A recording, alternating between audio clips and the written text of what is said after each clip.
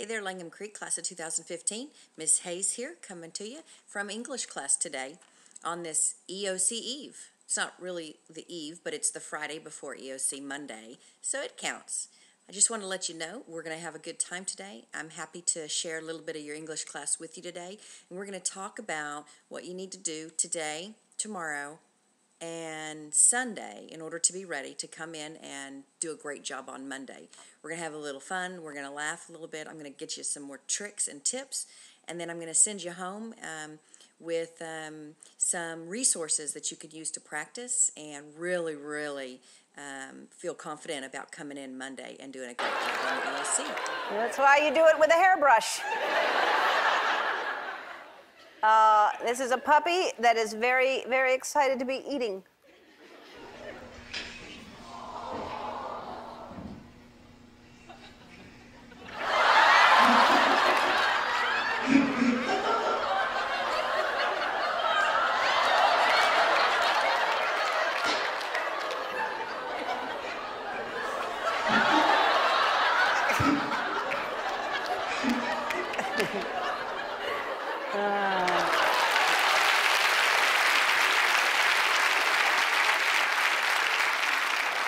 And this is a cat that just does not like to share.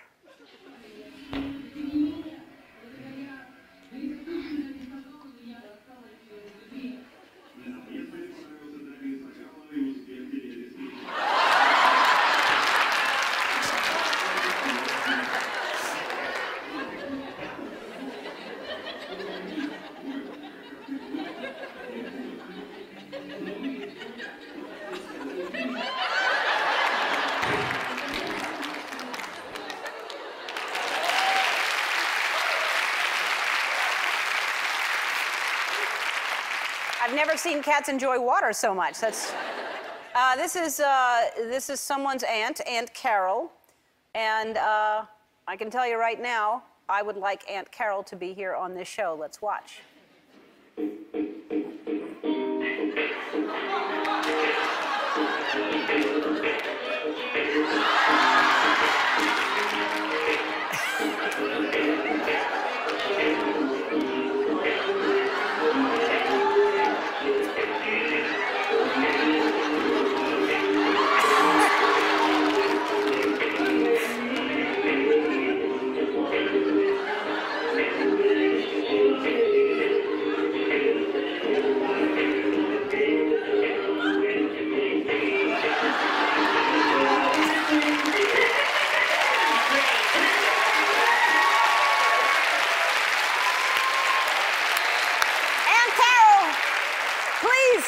Please, Aunt Carol, please come here.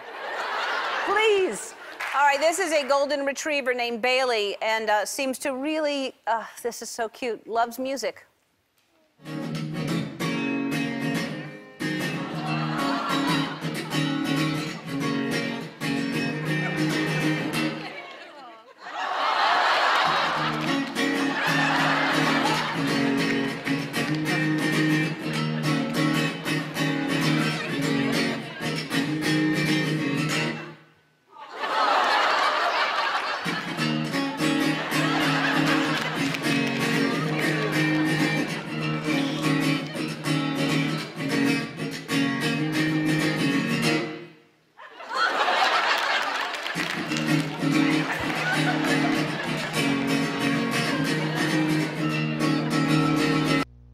Before we talk about specific English things, tips, strategies, tricks, things like that, I want to talk to you a little bit about just some of the basics.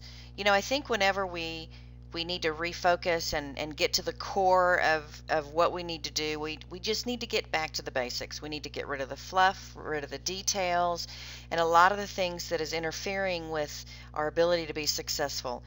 So when we talk about the basics, we're really talking about the way we think, the things that we do that have nothing to do with English. And let me tell you what I mean. First, I think that the way that you speak to yourself or you talk to yourself in your head or even sometimes out loud is truly going to determine your fate. In other words, if you tell yourself over and over, I can't do this. I'm going to bomb this. I suck. This is terrible. I'm not smart. If you keep doing those things, it's going to come true. You got to tell yourself what you want. You've got to say, I'm going to get this. I'm going to do my best. I'm going to just rock it. I'm going to be able to slow down and think. I can do this. You need to, as silly as that sounds, you have got to say that to yourself in your head. That is a total trick. When those guys get out there running track at the Olympics or about to play for the Final Four of the March Madness game, trust me, they're not out there going, I suck. I can't get all my free throws. I hope I don't miss everything. They're saying, I'm going to rock it. I'm going to do a great game. I'm going to get those free throws. I'm not going to let anybody get past me. That's what they do. I need you to be too positive to be able to be doubting yourself. I want you to be too optimistic to be afraid. And I want you to be too determined to be defeated. I want you to be so determined that there's no way that EOC can beat you. It really has nothing to do with getting them all right or getting them wrong. It's about being determined to be successful. And like I told you a couple days ago, you're gonna pass that EOC. Whether it's the first time or if you have to work a little harder and do it the second time, I promise you, you're gonna pass the EOC. It's just a matter of when. I'd like to say everybody will pass it the first time, and that's what I expect and that's what I want. But if it doesn't happen, that's okay. I need you to do your best and tell yourself you're going to do your best, and that's what comes true. Now, I think that this is so important because a lot of times we hold ourselves back. We say, oh, I can't do that, or I'm not going to try out for that. I'd never make it, or and I think that we're sometimes so afraid to fail that we don't take risks. I need you to know that it's not you that holds you back. It's who you think you're not. This means that if you think that you're not going to do well, that's what holds you back. It has nothing to do with who you really are. And I want you to think about that as we go through the next few strategies. And then when we get into the English area, I really need to make sure that you look at everything through the lens of this quote. Now, here's a simple one. You know, they always say get a good night's sleep.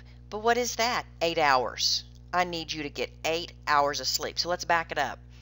If you need to get up at 6 o'clock, let's just say 6 o'clock. If you need to get up at 6 o'clock, you need to be in bed by 10, no later. If you get up before 6, you need to be in bed before 10 o'clock. Go to bed, relax, get a good night's rest, get up, come to school. Here's a big one.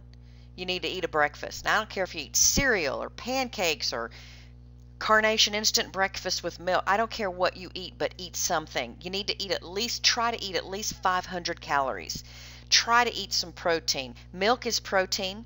Cheese is protein. Eggs are protein. If you have cereal with milk, you're good. If you have pancakes, that's sugar and carbohydrates. Maybe you could throw a little protein in there. Maybe a little bit of milk on the side, but try to eat a good solid breakfast. This is going to help your brain think. This is something that has nothing to do with your pencil or your Scantron. This is just your brain, and trust me, your brain needs fuel. It's like putting water in your gas tank. You need to put good gas in the tank. Here's a big one, guys. Be on time. I know sometimes we're late. Just don't make Monday be that day. You need to be on time, because when you start late, sometimes you're always a little unsettled the whole entire time. Get up early, get here, and be on time. You can't put it off. You can't keep putting this. You're going to take the test. Just get here and let's get after it. You'll be a lot more confident if you're sitting down ready to go when Dr. Johns comes over the announcements. And here's another one, y'all. Your teachers are going to talk a little bit more about this in a bit, but you have got to learn to relax. If you start feeling anxiety kicking in, you take a deep breath. Just breathe in as deep as you can and then blow it out. That is just a natural strategy to relieve stress. And trust me, it works. And the last thing is, while you're taking this test, if you start to feel anxiety build up, you know that feeling, that adrenaline, or if you start to feel like you're starting to zone off or whatever, take a tiny break. This is a timed test, but you're going to have 5 or 10 seconds to just close your eyes and go somewhere else for a second and then come back. It's okay to pause. Just don't stop. That's all I ask you. Don't stop. Don't give up. Take a break. That's fine. Then come back to your test. Now, I heard that some of you guys liked that video that we saw a couple months ago when we were all in the auditorium and they were the no ones. And y'all seem to like that video. So how about we watch it again? Hit it, boys.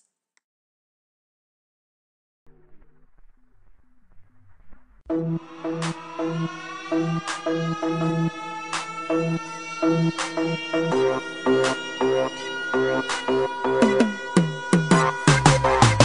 a 3 or 4 when the EOC. Get a 3 or 4 when the EOC. Get a 3 or 4 when the EOC. Get a 3 or 4 when the EOC. No one. No one. No one. No one. Get a 3 or 4. Try to be like me. Try to get a high score on the EOC. We gotta do it big. Yeah, for POV. Like we gotta do it big. Yeah, for POV. Get a 304 on the EOC. We getting high growth at POV. The score's as high as you can see. It's gonna be nasty, more like disgusting. Go and take your time and don't be rushing. Low scores are simply not allowed. Go and get that high score so your parents can be proud. Don't get it too. What Kanye did? Get a 3 or 4 on the EOC. Get a 3 or 4. Try to be like me. I got Mr. P for calculus AB. And if you study for this test, it's gonna be 1, 2, 3. Easy. Study long, you study wrong. Need to get yourself together as soon as you get home. With all that talking on the phone, wasting time, and you know it's wrong. To get a 3 or 4, listen to the words of the song. Get a 3 or 4 when the EOC. Get a 3 or 4 when the EOC. Get a 3 or 4 when the EOC. Get a 3 or 4 when the EOC. No one's. No one's. No one's. No one's.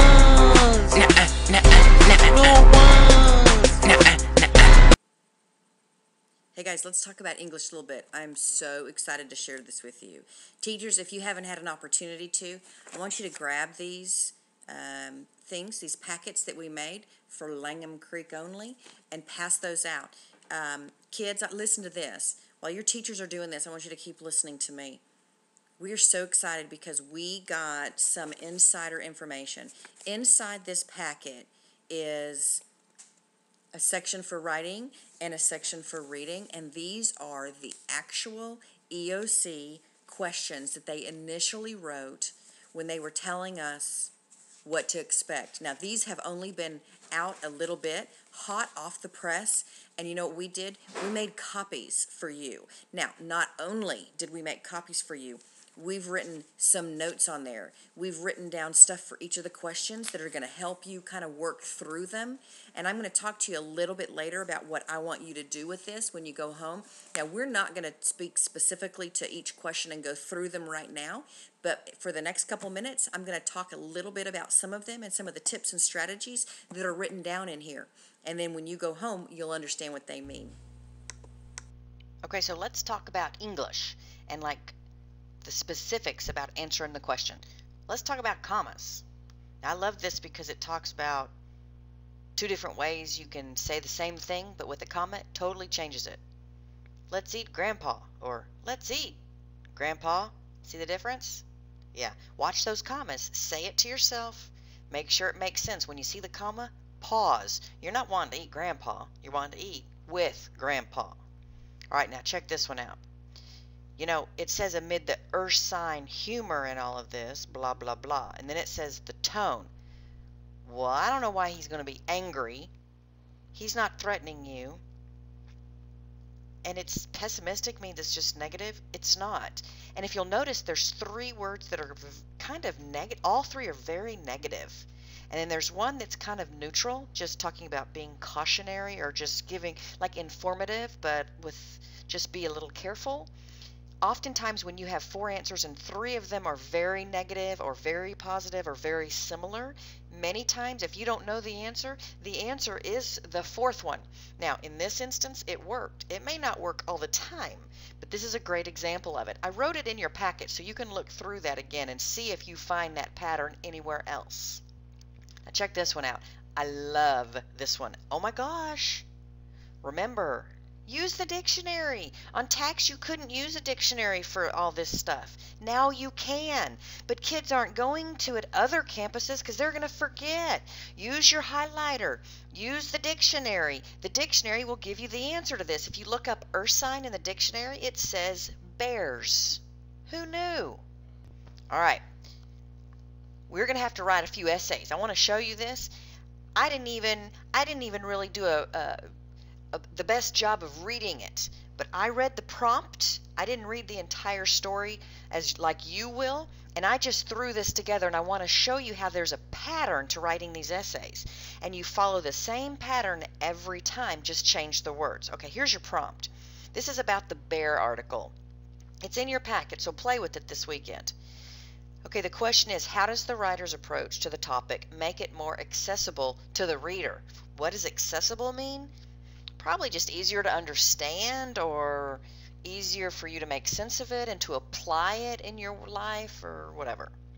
So here's your topic sentence. Use the key words from the prompt. You really just restate it.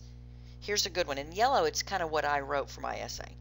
In The Hungry Bears Prefer Minivans, the writer's approach makes the story accessible to the reader in several ways. Okay, well, you didn't have to know anything about the story to write that. You rewrite the prompt and set the stage. It's saying that you're about to describe it. Let's look at the second one. One way the writer makes it accessible, you have to include evidence here. Now, I wrote the yellow part. The white part's standard. I mean, you can do this almost for every essay. The writer gave examples that made sense to the reader. Now the white is, you can do it every time. This is seen in the way he described the minivan as a car that carries children, they spill food, and this makes it easy to understand why a bear would be attracted to the car. Third, another way the writer makes the information easy to understand. That's standard. So you have a topic sentence, one way, another way, the final way, right? And then you have evidence each time, and I just put something in there that made sense to me. If you can defend it, it's going to be okay. Then your final conclusion of the little essay, as you can see, or use some transition that you want to, like therefore or in conclusion or something like that. You can say something, comma, the approach the author used with examples, humor, visuals, made the information more meaningful and accessible to the reader. And that's it. Now, if you were writing about the Statue of Liberty, you could say the Statue of Liberty is wonderful for several different reasons. One way it's wonderful is because, another way is because, the final way is because, as you can see, the Statue of Liberty is beautiful in many ways. And then you have to put a little evidence each time. They gon' be on you when they see you trying to study, right? Ain't nobody messing with my bro from down on high. He goes by Mr. P and even his study. Teach me how to study, teach me how to study. Teach me how to study, teach me how to study. All my teachers love me, all my teachers love me. All my teachers love me, you ain't messing with my study. Teach me how to study, teach me how to study. Teach me how to study, teach me how to study. All my teachers love me, all my teachers love me. All my teachers love me, you ain't messing with my study. Teach me how to study, teach me how to study. Teach me how to study, teach me how to study. All my teachers love me, all my teachers love me. All my teachers love me, you ain't messing with my study.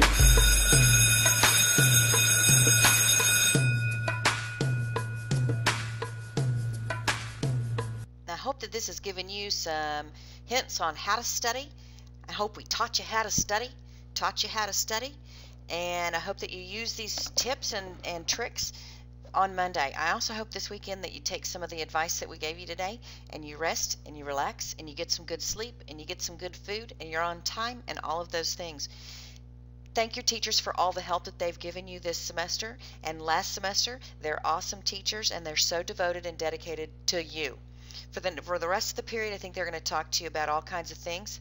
I want you to make sure you wear your commitment bracelets. I want you to put those on and wear them on Monday. And if you've got a lucky pencil or you've got whatever you have, you bring it and you use it. And that's going to be how you study. And you know what else? Just relax. Have a relaxing weekend. I appreciate you. And this is Mrs. Hayes signing off, saying, go get 'em and let's rock the EOC.